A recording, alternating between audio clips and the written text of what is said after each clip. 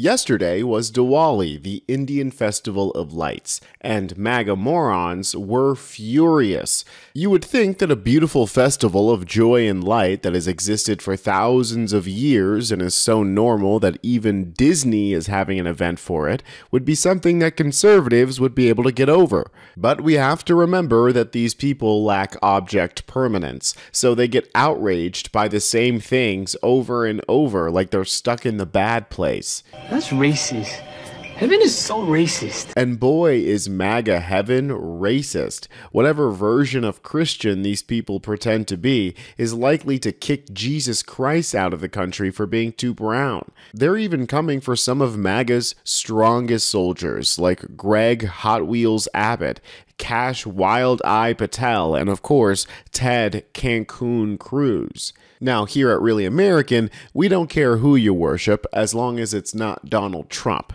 You can join us by subscribing and dropping a comment so we know you're here. Now, if you guys didn't know, there is a large population of Indian folks in Texas, especially in the Dallas and Houston areas. And of course, they're largely Hindu. And therefore, Greg Abbott, the governor of Texas, ever the culturally sensitive woke warrior, posted this yesterday in celebration of Diwali. Governor Greg Abbott and Texas First Lady wish all Texans a joyful Diwali. May the Festival of Lights bring happiness, peace, and unity to all who observe. I, for one, think this is a lovely and respectful token of cultural appreciation. Let's see what the comments say. Jesus is the light of the world, not Hindu demons. What are you wearing? Crying emoji. MF sent the illegals to Martha's Vineyard to make room for subcontinentals. Jesus effing Christ, Texas is doomed. Oh. Okay, so it turns out that MAGA isn't too keen on religious holidays that aren't Christian, or at least Christian versions of pagan rituals. I'm looking at you, Yuletide.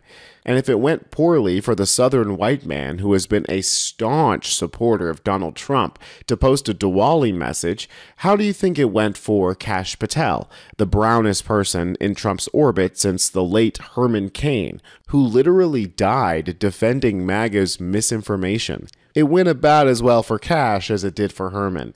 And what's great about this post is that he's getting hit from both sides, the left and the right here. He said, "Happy Diwali, celebrating the Festival of Lights around the world as good triumphs over evil." This is actually extraordinary for how normal it is. Usually, Cash Patel is spouting out lies and conspiracy theories while referencing Celtic heaven. There's a mixture of different kinds of hatred and bigotry here, from the classic xenophobia, a meme that says deport that guy, and another that says we don't do that in America. But by far, the most prevalent were Christian nationalists, mad that he'd be celebrating another religion's holiday. Here's a smattering of some of the comments. "This is America, we don't do this. Get out of my country. Please don't promote the festivals of foreign gods in America. This pagan BS is un-American," which is, again, just hilarious. I've got some bad news for them when they hear where Christmas comes from. "Heritage Americans don't want demon worship in our country. Christ is king." I believe Christ, their king, is the one who said that they should be welcoming to their foreign neighbors. And yet here they are taking the first opportunity to show how they aren't really following what they preach. And you know what? It is just ridiculous and hilarious how the MAGA leadership on top, like J.D. Vance, who has Indian family, and Cash Patel, just have to take this racism on the chin and pretend they don't see it and aren't affected by it. J.D. slithers back to his home with his Indian wife and children, knowing good and goddamn well that his racist voters despise their existence and hate him for being a race traitor. I don't know how the cognitive dissonance doesn't rip them apart. But then again, if they had the capacity for that kind of emotional thinking, they wouldn't be Republicans. I think Jennifer Welch from the I've Had It podcast put it perfectly earlier this week on MSNBC. He is married to a woman of Indian descent. Yes. He has mixed race children. Yes. So to all of the MAGA voters out there, if this man will not defend his wife and will not defend his kids, do you think he gives a crap about you? or anything to do with you. She got skewered from the right for saying that, but I think she's 100% correct. What a fucking coward. You won't even protect your wife and children when your racist voters or the guy who works at Doge or some member of the Hitler Youth, also known as Young Republicans, starts throwing anti-Indian slurs. Not a peep or a word out of J.D. Vance. It's just boys being boys. Here's Ted Cancun Cruz's post about Diwali. He said, Heidi and I are wishing a very happy Diwali to our Indian friends in Texas, America, and across the world. May the new year be filled with light, truth, and peace. Again, almost wholesome if this came from literally anybody else. And the racists gravitated to this comment section like flies to shit. I mean, white supremacists were coming to this party like it was full of first cousins. It's just absolutely ridiculous the extent that people were going to show how horrible they are. But nobody tell these freaks that their God King Trump had a Diwali celebration himself in the White House, the holiest of all Christian national churches. All of this pearl clutching stems from the fact that evangelical Christians are obsessed with an alternate version of the United States, one where the founding fathers were basing the United States on Protestantism and not as the secular democratic republic that it is in reality.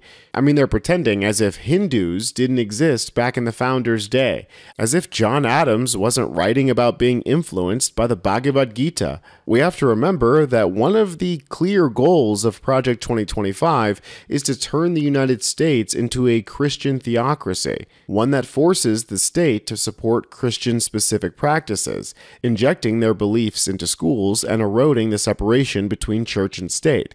It's no wonder why Donald Trump is cozying up to the theocratic dictators of Qatar and Saudi Arabia. And these Christian nationalists are very emboldened now that Trump has encouraged them to take their masks off. We've gotten to the point where they're claiming that slavery isn't inherently evil. The institution of slavery is not inherently evil. I know. Some of you guys are upset by that.